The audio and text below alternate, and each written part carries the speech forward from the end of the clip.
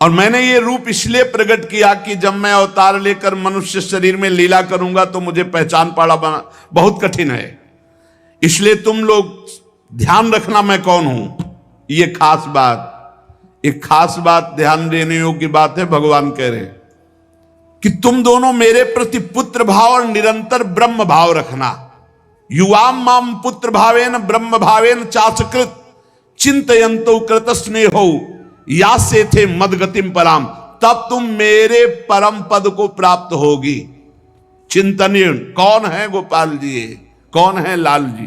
कह रहे तुम मेरे प्रति पुत्र भाव और निरंतर ब्रह्म भाव, इस प्रकार के चिंतन द्वारा तुम मेरे पद को, मेरे प्रिया प्रीतम है कौन?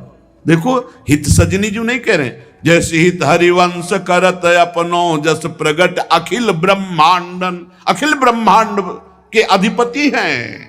पर ब्रह्म परमात्मा तत्व की उपासना हो रही। हमारा भाव है कि वो हमारे यार हैं, हमारे मित्र हैं, हमारे पति हैं, हमारे पुत्र हैं, हमारे स्वामी हैं, जो भाव रख सके, लेकिन है कौन? इसीलिए शांत भाव है। शांत भाव में पूर्ण तत्व ज्ञान हो जाता है।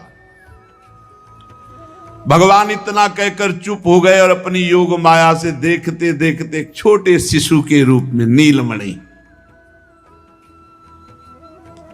वसुदेव जी ने देखा कि भगवान तो बाल रूप हो गया। अब तो और डर लगा, कहीं कंस को पता चल गया और तलवार लिए हुए आवे, कुछ अमंगल करे। बहुत घबरा गए और भगवान ने कहा कि मुझे गोकुल पहुंचाओ, नंद बाबा के यहां सुधा मैया के पार्श्व में सुला के आओ। मुझे तुम्हें डर लग रहा है, मैं मारूंगा इसे, पर अभी मुझे पहुंचाओ वहां।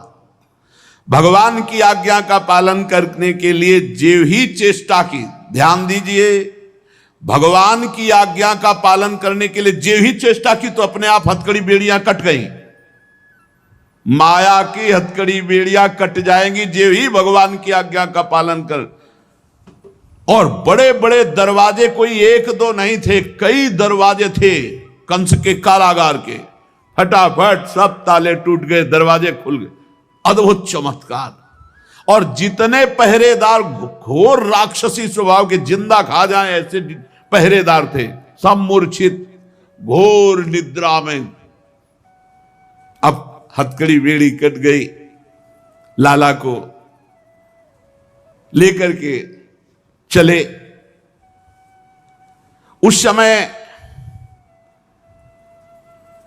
घोर बादल छाए हुए, अंधेरा, कुछ दिखाई नहीं दे रहा। कितना कष्ट में जीवन भक्त। अब सोचो, अभी अभी तो प्रकट हुए हैं और अभी अभी त्याग करने जा रहे हैं, अभी अभी त्याग करने। इधर समस्त द्वारपाल सब सोए हुए हैं, वसुदेव जी भगवान को लेकर। वर्षा हो रही, पीछे पीछे गुप्त रूप से शेष भगवान फण धारण किए, मेरे प्रभु को बूंदे ना लगे। जब वो लीला कर रहे, वसुदेव जी को पता नहीं कि पीछे शेष भगवान फण धारण किए। वो तो बस चिंतन में चले जा रहे हैं, कैसे वहां जाएंगे, कोई जान ना जाए कोई। और वहां पहले ही योग माया ने पूरी व्यवस्था करी, पूरा का पूरा परिकर सब बेहोश है नींद में, किसी को सुध नहीं है। केवल यशोदा मैया को प्रारंभ में इतना था, कुछ हुआ और बेहोश हो गई। क्या हुआ ये निर्णय नहीं हुआ। पूर्ववासियों की समस्त इंद्रिय वृत्तियों की चेतना हर ली, सब अचेत हो गए।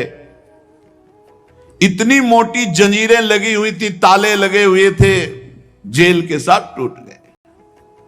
भगवान श्री कृष्ण को गोद में लिए हुए जैसे जैसे आगे बढ़ते, सब दरवाजे अपने आप खुलते चले थे और पहरेदार सब सो रहे।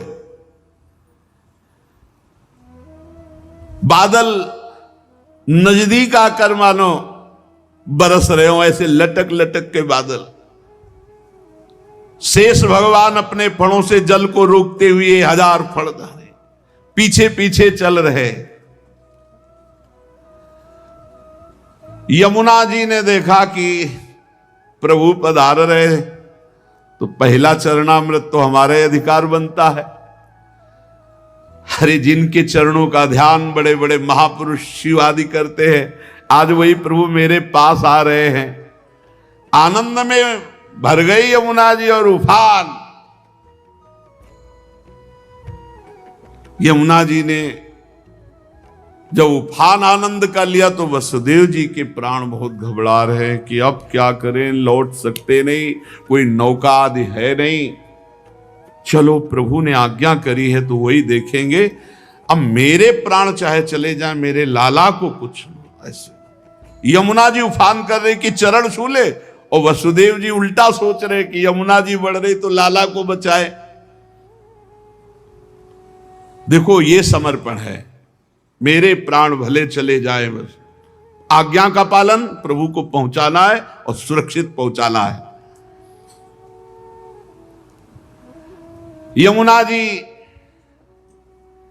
ऐसे थपेड़ जोर जोर से बढ़ रही। भगवान ने कहा बाबा तो और ऊपर उठाते चले जा रहे, तो यमुना जी और बढ़ती चली जाएंगी। एक श्री चरण बड़ा, ये वसुदेव जी को पता नहीं, जो ही यमुना जी को श्री चरण प्रभु के स्पर्श हुए तो तुरंत नाभिभर हो गई और ऐसे एकदम शांत। वसुदेव जी बाबा के नगर में गोकुल में गए तो डर रहे थे कि कोई देख न ले, लेकिन वहां कोई देखने वाला था, सब सोए हुए थे। उन्होंने अपने पुत्र को, अब वो ऐसे देख रहे थे, और जहां सुलाया तो वहां भी पुत्र था, पार्श्व में योग माया और वही पुत्र। भगवान के इस अवतार में दो अवतार हुए, एक हुआ चतुर्भुज नारायण भगवान का अवतार जो वसुदेव देवकी के सामने, और एक हुआ पीछे आपने सुना है नंद बाबा और यशोदा मैया बहुत ऐश्वर्य समृद्धि सब रिद्धियां सिद्धियां अठखेलियां कर रही। ब्रज तो यहां रिद्धियां सिद्धियां अठखेलियां कर रही, कौन पूछता है।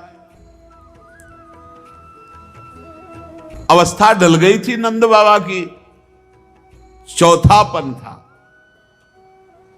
और ब्रजवासी बाबा की इस दशा को देख के सह नहीं पा रहे थे, बाबा खिन्न रहते थे।